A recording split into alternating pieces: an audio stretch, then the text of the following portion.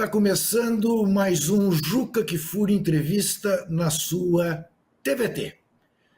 Hoje, diante deste quadro maluco em que o Brasil pega fogo, nós vamos conversar com um dos mais respeitados especialistas em aquecimento global no mundo, participante de um grupo restrito de cientistas chamado Guardiões do Planeta, e da equipe que, em 2007, ganhou simplesmente o Prêmio Nobel da Paz, simbolizado na figura do então ex-presidente dos Estados Unidos, Al Gore. Eu vou conversar com o cientista Carlos Nobre. E, ao mesmo tempo em que lhe agradeço por dispor do seu tempo, neste momento que eu sei que o senhor há de estar trabalhando feito um mouro, eu lhe pergunto, doutor Carlos Nobre, o mundo vai acabar? Juca Kfouri, muito obrigado pelo convite, é uma grande satisfação conversar com você, já conversamos no passado, e me parece que você é muito preocupado com a emergência climática e você certamente vai colocar esse assunto muito mais frequentemente no teu trabalho belíssimo, um dos melhores jornalistas que nós temos no Brasil por décadas e décadas. Olha, se nós continuarmos com a emissão dos gases de efeito estufa, como nós estamos fazendo há muitas, aliás, na verdade, há quase 2 séculos, principalmente nos últimos 60, 70 anos, as emissões dos gases de efeito estufa continuam a aumentar. 2022 elas eram as mais altas, 2023 já bateu, e depois 2024, até agora agosto, os dados iniciais indicam que elas continuam a aumentar. Mais de 70% queima dos combustíveis fósseis. Em primeiro lugar o petróleo, em segundo lugar o carvão, em terceiro lugar o gás natural, depois cerca de 23% usos da terra, a agropecuária, a agricultura, a pecuária, e também os desmatamentos aí 10 a 12% das emissões. Então, continuam a aumentar. Então, se nós não rapidamente zerarmos as emissões, olha, nós podemos chegar em 2050 com um clima gravíssimo. Por exemplo, podemos chegar até 2,5 graus de aumento da temperatura do planeta. Para a gente, nós já chegamos a 1,5 graus nos últimos 14 meses, 2023 e 2024, e essa temperatura foi aquela máxima do último período interglacial, mais de 100 mil anos atrás. Se a temperatura passar de 2, chegar a 2,5, nós temos que ir mais de 4 milhões de anos atrás. Não existiam nem os nossos antepassados Homo erectus, o Homo sapiens, 200, 250 mil anos. Nós vamos colocar o planeta numa temperatura que nós, nem os nossos antepassados, nunca viram. Então, esse é o risco que você perguntou, se nós não rapidamente zerarmos as emissões e também remover o gás carbônico da atmosfera, né? Infelizmente, o gás carbônico, quando a gente joga uma molécula na atmosfera, em média, ela fica 150 anos na atmosfera. E 15% do gás carbônico que a gente joga fica até 1000 anos. Então, nós não só precisamos zerar as emissões, mas também criar gigantescos projetos de restauração florestal dos biomas para retirar pelo menos 5 bilhões de toneladas de gás carbônico por ano da atmosfera até 2100, para a gente, quem sabe, conseguir não deixar a temperatura passar muito de 1,5 grau e até 2100 cair a temperatura só para 1 grau.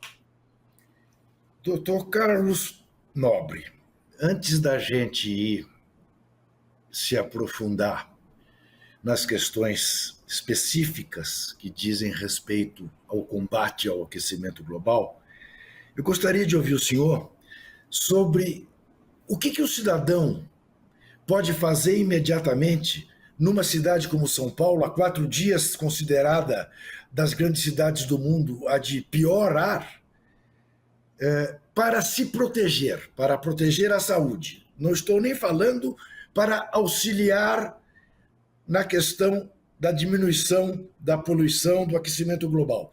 Mas para se proteger, eu lhe pergunto isso por uma questão muito prática. Eu costumo caminhar todos os dias. Eu saí anteontem para caminhar, voltei em 10 minutos, porque meus olhos começaram a lacrimejar, o meu nariz começou a querer sangrar, o lábio secou. Eu falei, não, isso aqui não pode estar sendo saudável. Eu caminho muito rápido, falei, isso aqui não pode estar sendo bom para os pulmões, vou parar. E voltei para casa, tomei água e estou dentro de casa desde então.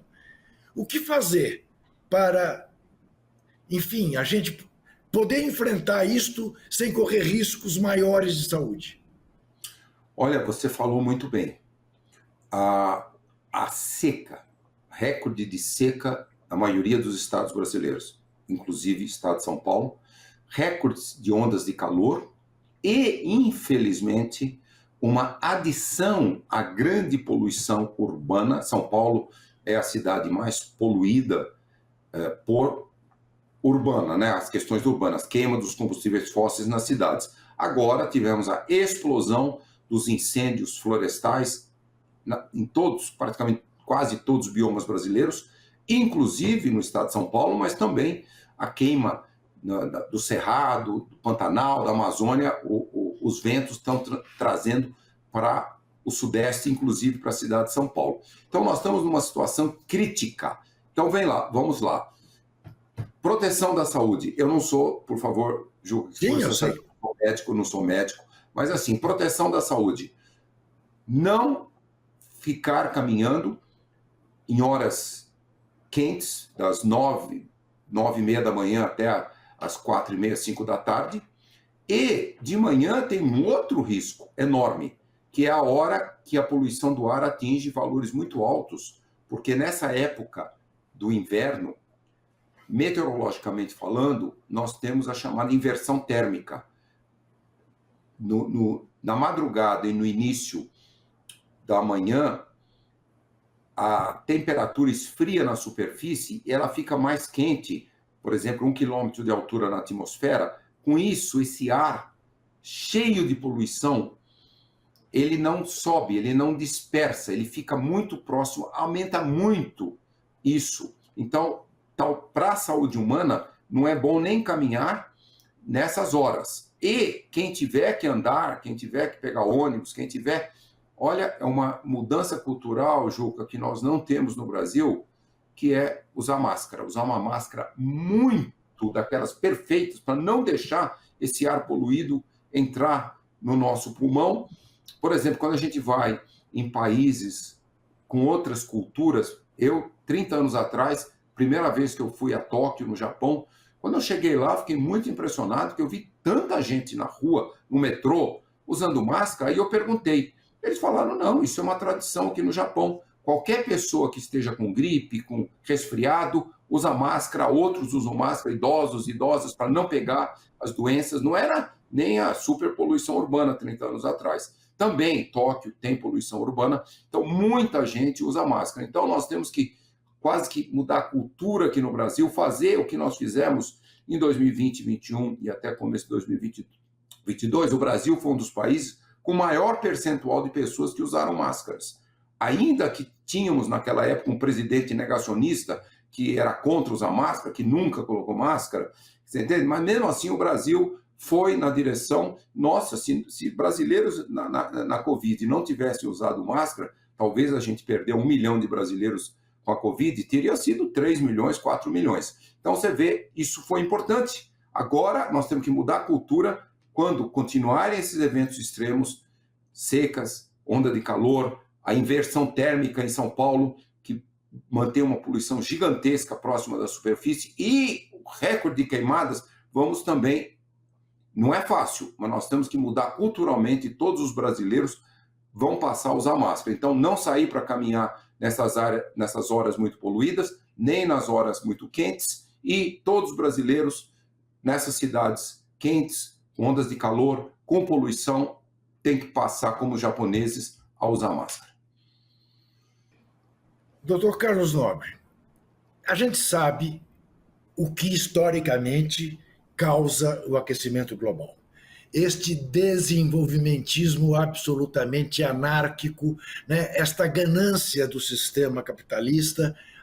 Esse diagnóstico está feito, e está feito de maneira tão clara que aqueles que são defensores do lucro a qualquer preço colaboram para políticas negacionistas, né? Os Trump da vida, os Bolsonaro da vida, tocam em frente. Diz que isso tudo é frescura, de ecochatos.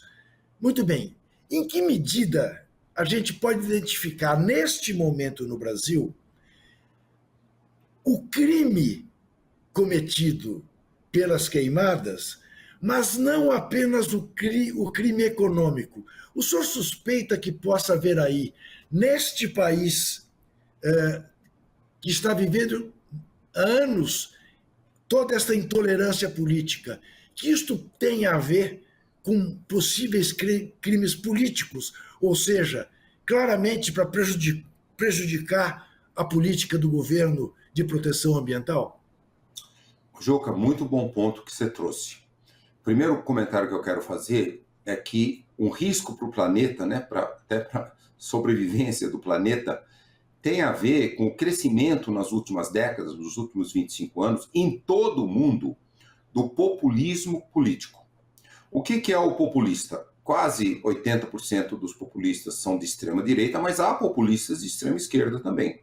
Até mesmo o presidente da Venezuela é um populista de extrema esquerda, também na linha dos negacionistas. Deixou o Congresso lá da Venezuela aprovar exploração de minérios em territórios indígenas alguns anos atrás. Então é o populismo, ele é principalmente de extrema direita, mas de extrema esquerda. O que o populista faz? Como você bem disse, Trump e outros, Bolsonaro e outros, eles ficam dizendo mentiras de que eles têm soluções rápidas para melhorar a vida de todo mundo, para todo mundo ficar rico, ganhar dinheiro, e eles são negacionistas da emergência climática. Por quê? Porque não existe solução de curtíssimo prazo, nos 4 anos, 8 anos, se eles se tornarem presidentes, políticos, governadores, prefeitos, vereadores, deputados. Não tem, senadores, não tem.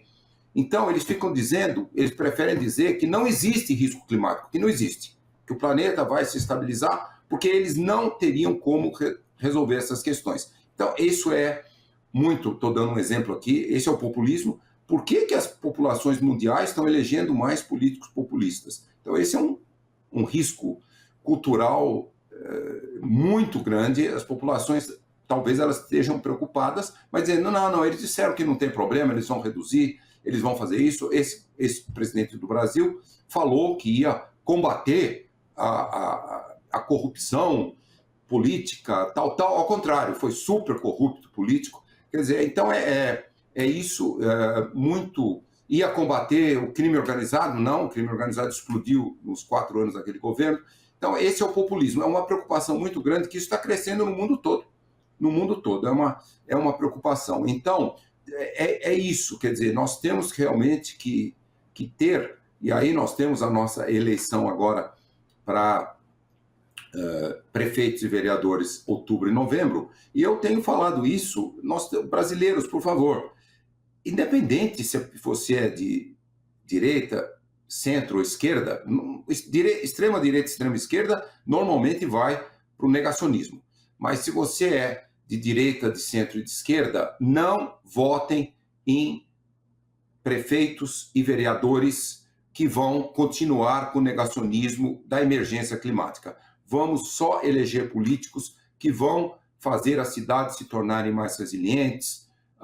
Todas as cidades do Brasil, por exemplo, o novo prefeito de São Paulo deve realmente combater muito a emergência climática, a poluição, as queimadas, e fazer várias políticas de tornar muito mais resiliente a população de todas as cidades brasileiras, mas principalmente das grandes cidades. E São Paulo é a cidade com maior mudança climática, que a gente chama ilha urbana de calor, né? A cidade de São Paulo, a parte muito urbanizada de São Paulo, ela chega a ser 5,6 a 10,5 graus mais quente que a Mata Atlântica aí do lado de São Paulo. Você vai na Mata Atlântica, na mesma altitude de São Paulo, ela é muito mais fria, com um clima muito melhor, com muito menos poluição, a vegetação remove até 30% dos poluentes. Então, o novo prefeito, os novos vereadores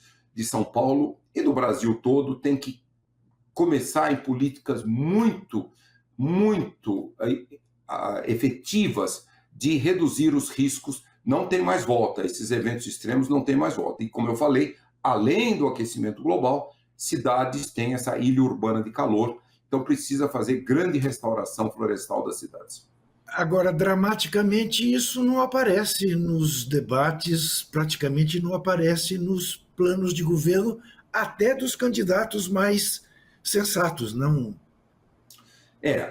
A gente vê muito poucos políticos descrevendo realmente como combater, porque nós estamos falando, imagina, fazer as esponjas urbanas, né? A China é o país que mais está fazendo cidades com esponjas urbanas, Singapura é a que tem a maior esponja urbana, várias cidades no Japão, na Coreia do Sul, até na Europa.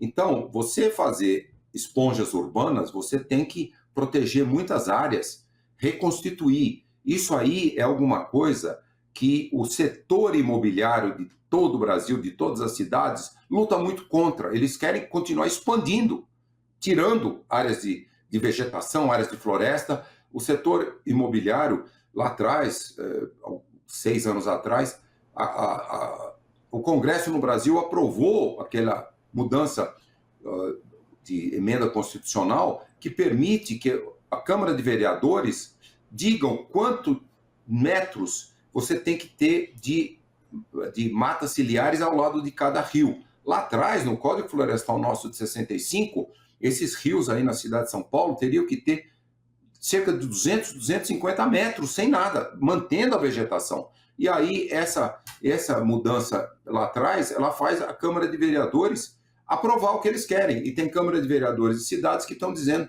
não, só não leva a expansão imobiliária a 5 metros dos rios. Isso é um risco gigantesco, até para as inundações. Então, você vê, quer dizer, os setores não querem combater o expansionismo do mercado imobiliário. O mercado imobiliário também tem que entender que isso aí é muito ruim, até mesmo para o mercado imobiliário. Então, nós temos que, realmente, é um pouco isso que a gente vê os políticos não lutarem muito nessa direção.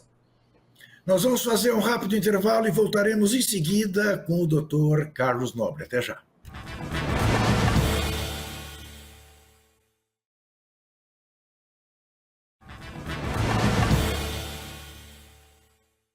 Eu converso com o Dr. Carlos Nobre.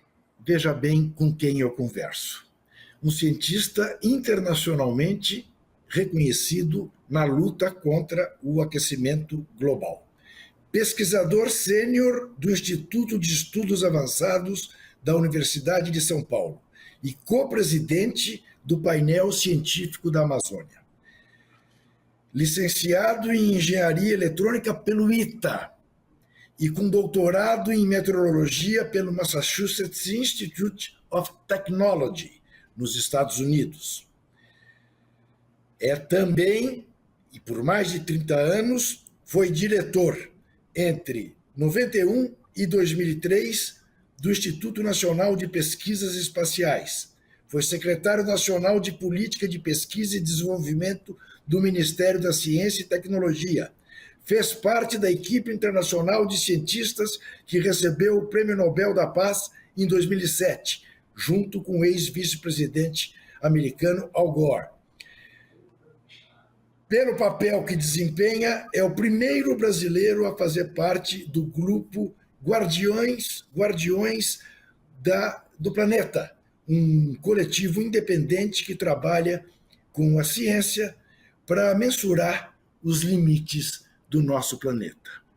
E aí, feita esta apresentação, ou esta reapresentação, eu lhe pergunto, doutor Carlos Nobre, o ser humano corre o risco de ser a primeira espécie a se suicidar coletivamente? A promover o próprio desaparecimento? Uma pequena microcorreção, Juca. Eu fui diretor, em 1991-2003, do Centro de Previsão de Tempo e Estudos Climáticos, chama CPTEC do INPE, eu não fui diretor do INPE, só uma micro-correção. Tá. Ok. Sim, olha, nós estamos, mais do que um risco para nós,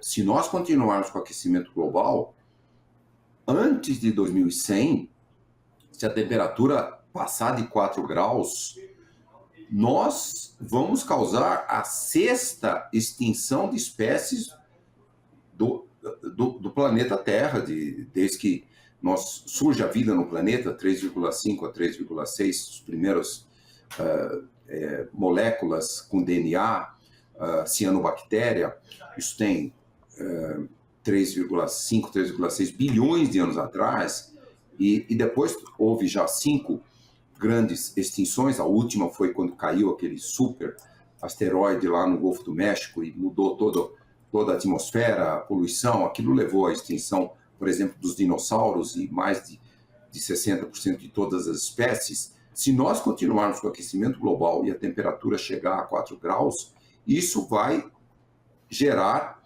a 6ª maior extinção. E será a primeira vez que a extinção de espécies do planeta é causado por uma outra espécie, nós. Então, por exemplo, só para dar um dado para você, Juca, se a temperatura dos oceanos atingir 2 graus, ela está muito alta, já está passando de 1 grau, chegando a 1,2 graus, a média de todos os oceanos. Vários oceanos tropicais, a temperatura já até chegou a 2 graus. Quando ela chega a 2 graus, vai levar à extinção de praticamente todas as espécies de recifes de corais. E 18 a 25% da biodiversidade oceânica marinha está lá, junto onde estão os recifes de corais. Então, já só para mostrar o risco, se ela chega a 4 graus, aí a extinção vai para todas as espécies de plantas, de animais, até de micro-organismos. E então nós causaremos, sim, a 6ª maior extinção. E também, com 4 graus de temperatura média aí sobre onde moram as pessoas nos continentes, nas ilhas, essa temperatura chega a 5, 6 graus, aí o que acontece? Nessa alta temperatura, passa do limite do corpo humano, né? Nós evoluímos, Homo sapiens, 200, 250 mil anos, os nossos anteriores, Homo erectus, 2, 3 milhões de anos atrás, nunca a temperatura passou dessa que nós estamos hoje. Então, nós nunca evoluímos biologicamente com o nosso corpo preparado para uma temperatura muito mais alta. Então, se passar de 4, 5, 6 graus, toda a área tropical, equatorial, fica inabitável. As latitudes médias durante o verão também são inabitáveis.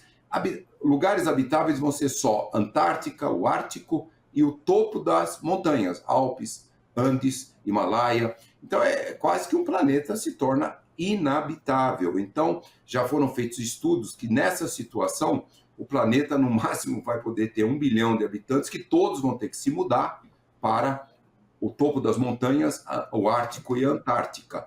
Então, isso mostra, né, o risco. E aí você viu, né, essa estratégia maluca do Elon Musk, né, que se isso acontecer, ele já está produzindo soluções tecnológicas para ir com satélites, foguetes e satélites, viver no espaço e, eventualmente, até chegar até Marte e criar lá uma condição para muitos humanos irem para Marte. Veja que situação absurda que o planeta está correndo, o risco que ele corre.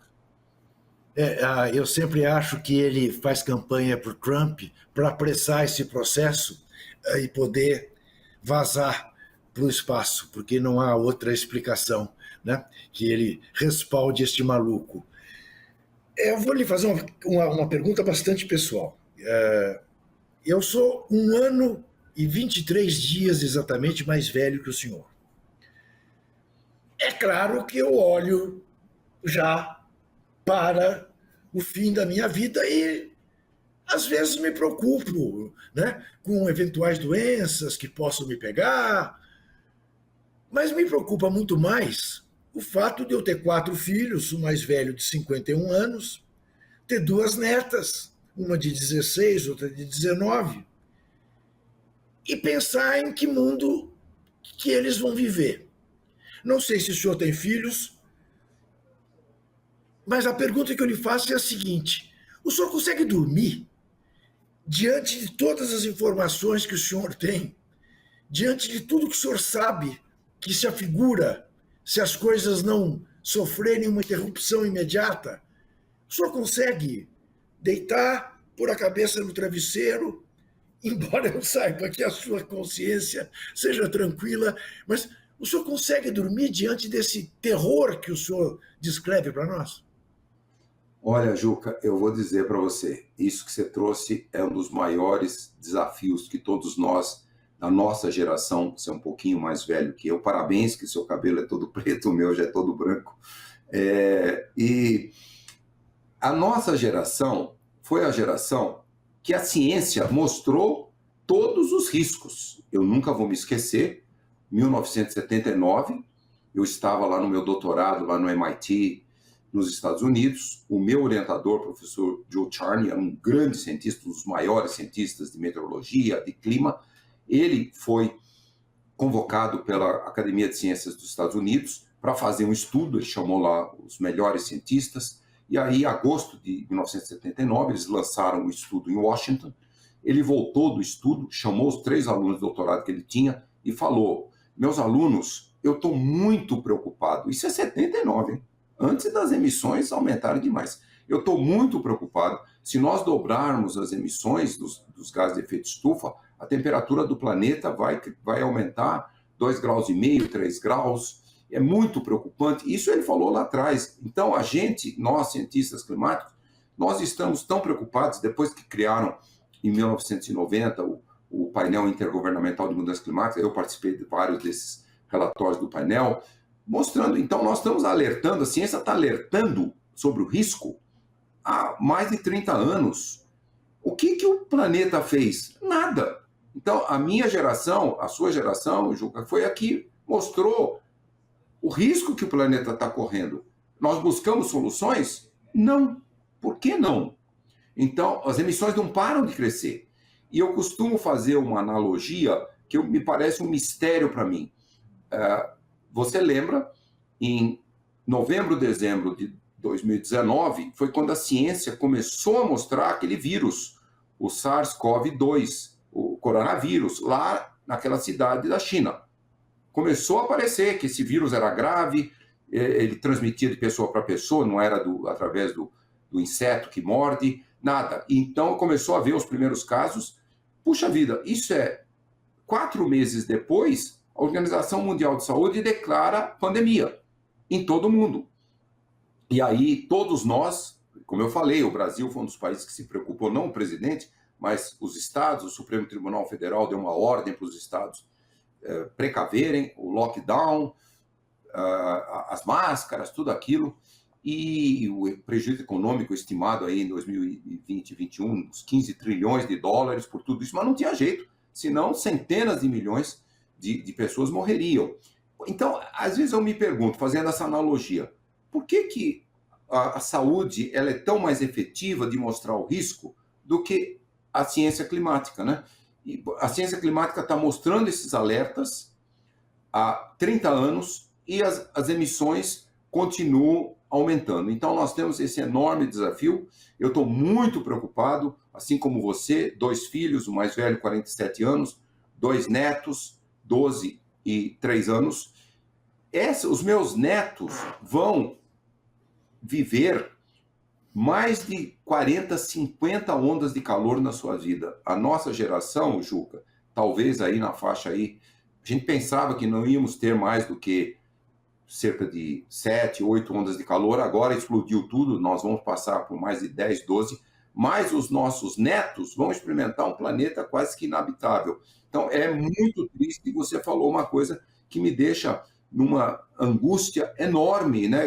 Exatamente o que você falou, às vezes eu vou dormir e eu demoro para dormir falando, nossa senhora, a minha geração mostrou o risco e não fizemos nada para soluções. Eu não estou falando nós cientistas não buscamos soluções. Olha as tecnologias para energias renováveis, para agricultura regenerativa, para a adaptação das populações, tudo isso a ciência fez. A implementação está sendo muito lenta.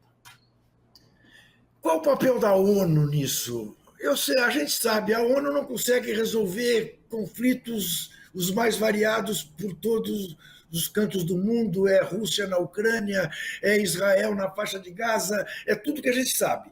Mas também nesta questão parece atada, não consegue fazer com que os governos do mundo, independentemente, como o senhor disse, de questões ideológicas, olhem para esta evidência e digam: é necessário parar já? É necessário parar já. O que eu digo à ONU, na Convenção Climática, nos 28 acordos, né, as COPs, ela fez lá desde 2015, Acordo de Paris, aquela coisa, não vamos deixar a temperatura passar de 2 graus. Depois, quando chegou na COP 26 em Glasgow, na Escócia, 2021, a ciência, o IPCC já tinha mostrado o risco, não podemos chegar a 2 graus, porque o risco é terrível com 2 graus.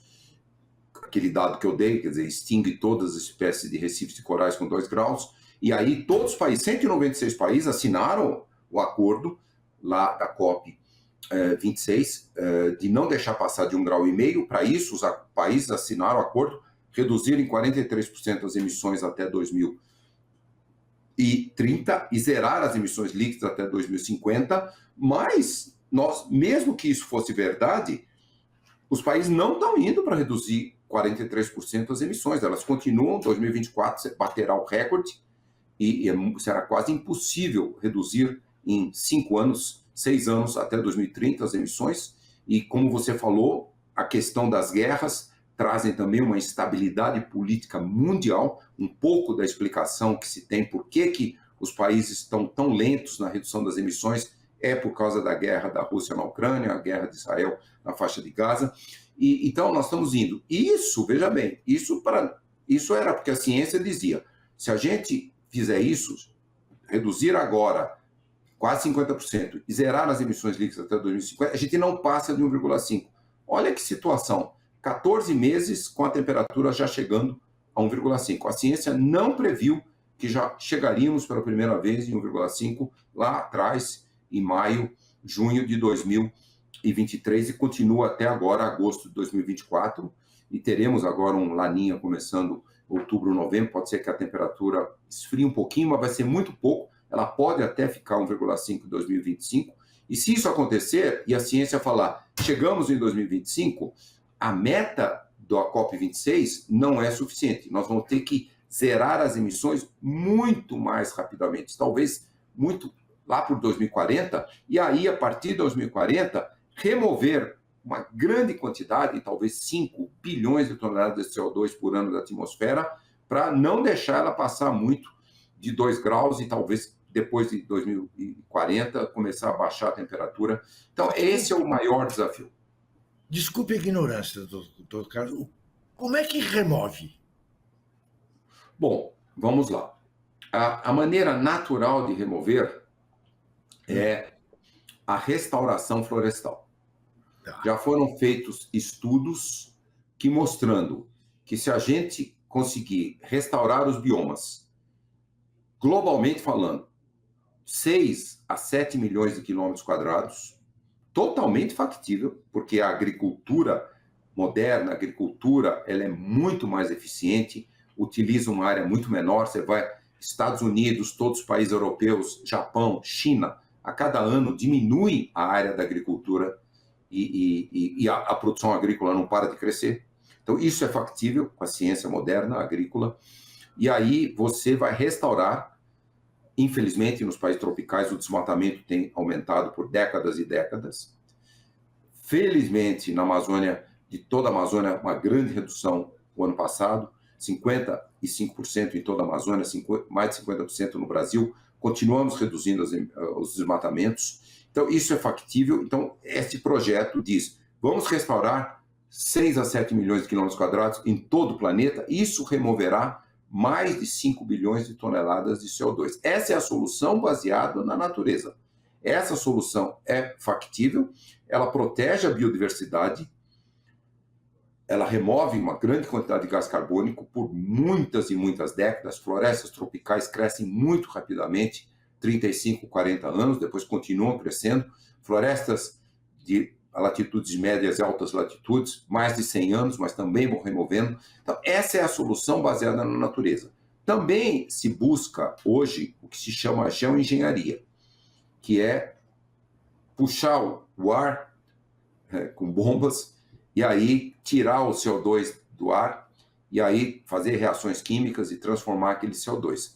Essa solução é muito perigosa porque já há tecnologias fazendo isso. Hoje elas são muito caras, 200 a 500 dólares para remover 1 tonelada de gás carbônico da atmosfera. Mas a grande preocupação dessa busca é que aí pode dar uma desculpa para o setor de combustíveis fósseis continuar emitindo. Eles vão dizer, não, a gente emite bastante e vocês tiram depois. E aí pode continuar uma emissão muito, muito grande. E a outra solução de geoengenharia, que eles falam a redução da radiação solar, essa também é muito perigosa.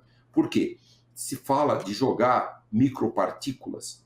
Quando tem um grande vulcão, como aquele Pinatubo em 91, 92, ele joga uma grande quantidade de micropartículas para a estratosfera. Essas micropartículas refletem a radiação solar. Então, a temperatura planetária, logo depois desse vulcão, ela chegou por 2 a 3 anos baixar meio grau. Então, baseado nisso, aí se fala, não, vamos jogar essas micropartículas na estratosfera, aí tem que jogar permanentemente, e fizeram estudos para baixar até em 15% a radiação solar. E aí, você, com os gases de efeito estufa que nós temos na atmosfera, baixando a radiação solar, você não deixa a temperatura aumentar muito. Mas qual que é o grande risco disso? Vários riscos. Primeiro, você reduz a força hidrológica da atmosfera, da meteorologia, você reduz em 15%, 20% a hidrologia. Então, o que pode acontecer é que um monte de áreas que hoje tem bastante chuva, tem agricultura, tem a floresta, tem o bioma, pode virar uma região desértica. Aí muda tudo no mundo, vai ser terrível, esse é um ponto. O outro ponto é que fica dependendo de você ficar jogando essas partículas o tempo todo. Se tiver uma instabilidade política, uma guerra, que isso pode não acontecer, nossa, aí você explode depois a temperatura no planeta em 20, 30 anos, ela pode aumentar 1, 2 graus a mais. Então, esses são os riscos dessas soluções que são chamadas de geoengenharia e, portanto, eu sou a favor da solução baseada na natureza, porque também você restaurando os biomas, principalmente os tropicais, nós reduzimos demais o risco de epidemias e pandemias. Estamos tendo a primeira epidemia originada na Amazônia, a Oropush, há muitas décadas atrás, a Fiocruz, Evandro Chagas, lá de Belém, já tinha visto que esse vírus já tinha virado uma zoonose. Ali com o bicho preguiça, com os primatas, ela estava ali, um inseto já estava transmitindo para humanos, mas não tinha virado epidemia. Agora, nesse último ano, já virou epidemia. Mais de 10 mil brasileiros já estão com isso. Esse funciona como se fosse uma dengue, ela não é tão grave quanto a Covid, mas eu digo, isso é a primeira. Perturbando os biomas tropicais, nós vamos gerar, estudos fizeram 1 a 2 pandemias por década no mundo inteiro. Então, também a restauração florestal, além de remover pelo menos 5 bilhões de toneladas de CO2 por ano, também vão defender, impedir as epidemias e pandemias. Muito bem, não, muito mal. Nós já vamos fazer mais um intervalo e voltaremos com o terceiro bloco. Até já.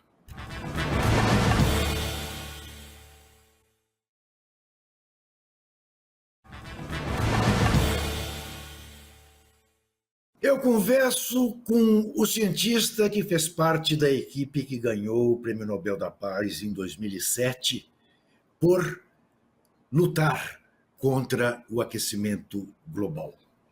Dr. Carlos Nobre, eu lhe pergunto, a catástrofe aparece em progressão geométrica e a prevenção segue em progressão aritmética? É um bom ponto que você levantou. Por quê? Porque quando a atmosfera, e principalmente os oceanos, vão ficando mais quentes, quando a temperatura da superfície do mar chega a 26 graus e meio, 27, a evaporação aumenta exponencialmente. Então, a energia que vem lá da evaporação vai para a atmosfera, quando o vapor d'água condensa, libera aquele calor, essa é a fonte de energia meteorológica em todo o mundo. Então, isso, nós estamos jogando mais energia para a atmosfera de forma exponencial. É por isso que a ciência mostra, quando a gente vai aumentando a temperatura, passar desse 1,5 grau, chegar a 2 graus, até 2,5 graus, nós corremos um risco gigantesco, porque os riscos climáticos, os extremos climáticos, as ondas de calor, as chuvas intensas, prolongadas, as secas, as ressacas, até o risco do incêndio, aquele do incêndio do Canadá bateu todo o recorde histórico do Canadá, aquilo foi a seca recorde e descargas elétricas, ali não foi como nossos incêndios, mais de 95% humanos. Então, tudo isso acontece, aumenta exponencialmente. Então, é exatamente o que você falou. O risco do aquecimento global, ele aumenta exponencialmente. As soluções não estão nem lineares, elas estão muito lentas, muito lentas. Elas têm também que aumentar exponencialmente. Quer dizer, a redução das emissões tem que crescer ano a ano exponencialmente. Como eu falei, até 2023 elas cresceram e continuam crescendo em 2024. Se nós formos nessa direção, aí sim, é um ecocídio, nós vamos causar um suicídio planetário. O presidente Lula está decretando emergência climática. Eu lhe pergunto, fosse o senhor o presidente da República, que papel o senhor daria nesse momento para as Forças Armadas brasileiras? Né? Porque, ao que tudo indica, o contingente de bombeiros não é suficiente para enfrentar a queimação geral ampla e restrita. Seria o caso de botar as Forças Armadas nisso? Olha, nós estamos numa emergência climática agora, o ano passado e esse ano. O recorde de secas na Amazônia, uma grande seca também, como foi aquela de 2020 no Pantanal, em grande parte do Cerrado, e explodiram os incêndios. E os dados todos do INPE, que mostram lá quantos foram iniciados por descargas elétricas, por raios, e quantos foram humanos, mostram que, por exemplo, no estado de São Paulo, agosto, setembro, 100% foram humanos. Lá no Pantanal, no Cerrado e na Amazônia, 3% foram descargas elétricas. Então, e quase tudo isso é crime, é criminoso. Até é ilegal, porque está totalmente proibido para o pecuarista, o agricultor, usar fogo nessa seca.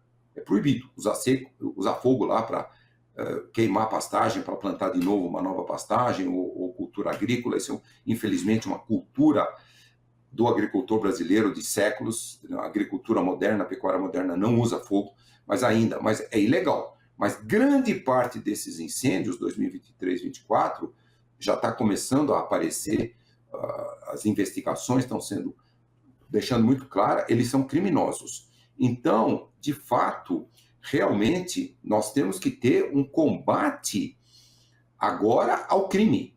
Veja bem, grande parte, se a gente olhar na Amazônia, mais de 90% dos desmatamentos lá atrás foram ilegais. E muitos do crime, né? Nós temos o crime organizado, o Instituto Igarapé mostrou aí uns dados que nos chocam, né? O valor econômico do crime organizado de todos os países amazônicos é tráfico de drogas, é mineração ilegal, é grilagem de terra, o mercado ilegal de terras, é o tráfico de animais, até o tráfico de pessoas. Tudo isso gera mais de 200 bilhões de dólares, quase 300 bilhões de dólares por ano. Esse é o potencial econômico desse crime organizado. Então, realmente, nós temos que, agora, o presidente Lula tem que autorizar o ministro do Supremo Tribunal de Justiça, Flávio Dino, já disse às polícias, o Exército, as Forças Armadas têm que ver a emergência que nós temos, ambiental, até mesmo esse máximo de poluição pelas queimadas também. Então tem que ter uma ação muito enérgica contra o crime organizado. Isso tem que ter há muitas décadas. Mas agora tem que ser, porque o que aconteceu? Como o crime organizado viu em 2023, 24, uma grande redução do desmatamento. Por quê? Porque os satélites, o sistema do INPE, o sistema DETER, ele manda para o IBAMA, para o ICMBio, para as polícias, para os ministérios, todos, ele manda a cada 10 minutos o dado do desmatamento, o dado também da degradação, o dado do fogo. Só que o que acontece no fogo? O satélite geoestacionário, que manda esses dados a cada 10 minutos, ele só consegue captar o fogo quando chega ali a 30, 40 metros quadrados. Então, o criminoso que vai lá e bota fogo, ele bota fogo ali. Quanto tempo leva para aquele incêndio chegar a 30, 40 metros? 1h30, 2 horas. Então, o satélite não pega quem botou fogo, ele só capta o fogo. Então, precisa ter duas coisas. Primeiro, um aumento exponencial dos brigadistas, dos bombeiros, tudo isso para combater esse imenso fogo de todos os biomas, mas também uma ação da polícia, do exército, da marinha, da aeronáutica, como está sendo lá a dificuldade para combater a mineração ilegal nos territórios indígenas. A gente tem esse exemplo lá terrível dos Yanomamis. Nós estamos vendo, começou em janeiro de 2023 um enorme combate a esse crime, lá da mineração ilegal de ouro, e continua o combate até hoje. É a mesma coisa, tem que colocar o exército, a marinha, a aeronáutica, para combater também o crime. E na minha opinião, e de muitos também, é o seguinte: por que explodiram os incêndios? Porque como reduzir o desmatamento? Que os satélites monitoram o desmatamento, a polícia vai lá, o IBAMA vai lá, e rapidamente, porque o desmatamento não leva minutos como colocar fogo. Para você desmatar hectares, hectares, hectares, você leva dias a semanas. Portanto, o desmatamento diminuiu muito. Mas o fogo não. O criminoso vai lá e em minutos coloca o fogo. Vocês viram os 15 já presos em São Paulo, estavam ali, minutos colocando fogo. Então, é isso que tem toda razão. Virou uma guerra. Isso virou uma guerra. Assim como combater o crime organizado em todo o Brasil, mas principalmente na Amazônia, virou uma guerra. Somos todos contra as generalizações. Mas se eu tivesse que escolher uma definição em relação ao agronegócio brasileiro. O agronegócio brasileiro se diz, e a gente vê na televisão, que o agro é pop. O agro é pop ou o agro é ogro?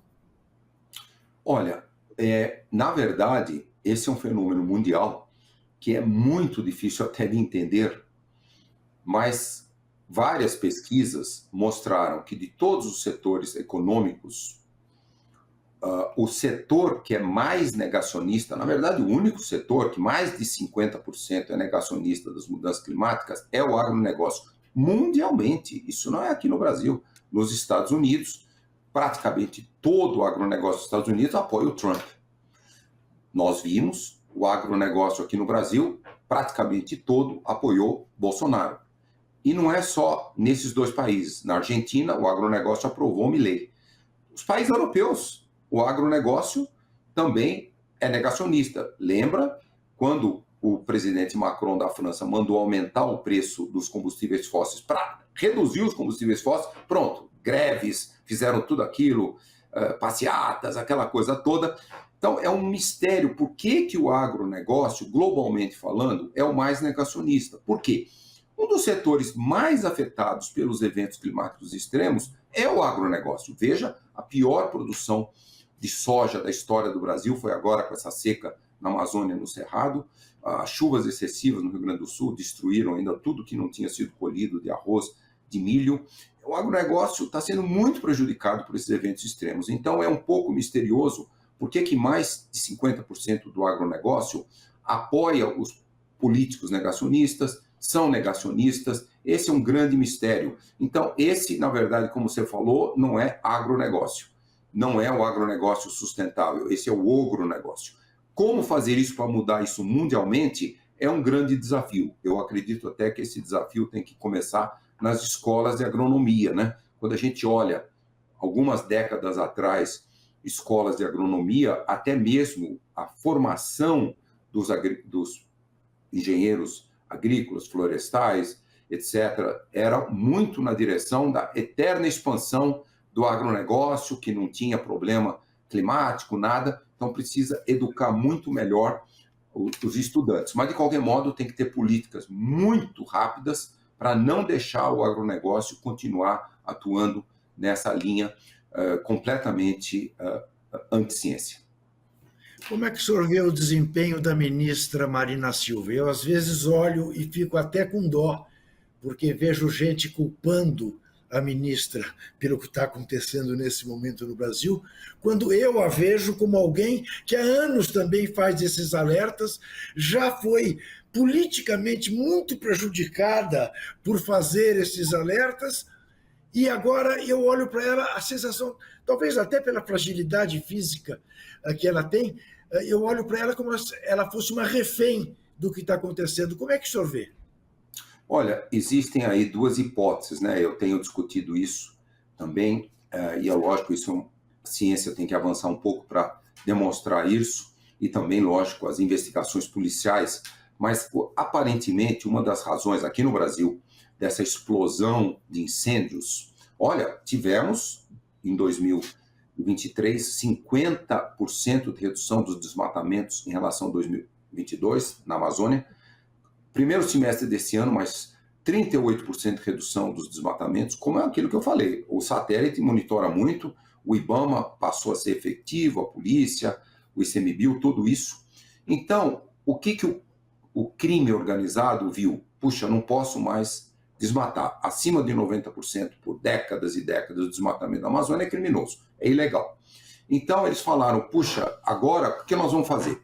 E aí, com a redução do desmatamento, 50%, esse ano, primeiro semestre, 38%, até nos últimos 4 meses reduziu no Cerrado, no ano passado reduziu 26% do desmatamento da Mata Atlântica. Então, se continuasse assim, nós chegaríamos na COP30 em novembro de 2025 como o país mais rápido de redução das emissões. Já teríamos reduzido as nossas emissões em relação a 2022, talvez aí na faixa de até 25%, 30%. E chegaríamos em 2026, na época da reeleição de presidentes e governadores, com o país mais positivo no combate à emergência climática, com a enorme redução das emissões.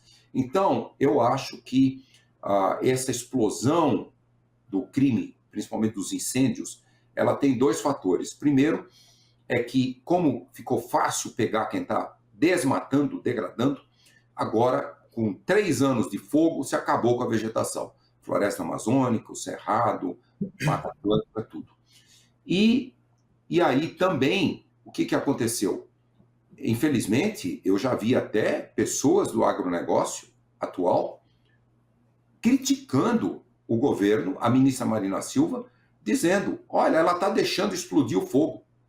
Então, me parece que é isso. Se o Brasil chegar em 2025 na COP, 2026, nova eleição, como o país com o menor índice de desmatamento tropical, assim, de redução das emissões, uma maravilha, o Brasil vai explodir como um país combatendo a emergência climática, protegendo a biodiversidade. Isso colocaria a ministra Marina Silva como, talvez ela até podia ganhar o Prêmio Nobel da Paz. E eu acho que o crime organizado falou, nós não podemos deixar a ministra Marina Silva explodir como uma grande líder mundial. Então eles estão explodindo. É a sensação que eu tenho. Muito obrigado, doutor Carlos Nobre. Eu espero que quem nos vê entenda que o seu papel não é de tranquilizar ninguém, é de intranquilizar. É isso mesmo. E que todos nós temos essa tarefa, salvar o planeta em que nós vivemos. Você sabe que toda quinta-feira, 9h15 da noite, você pode nos ver na TV Aberta de São Paulo, canal 44.1. Na TVE da Bahia, às quartas-feiras à noite. Na TV Maricá, às terças e quintas, às 3 horas da tarde. E na TV Quirimurê, em toda a região soteropolitana. Porque é preciso confiar e fiscalizar sempre.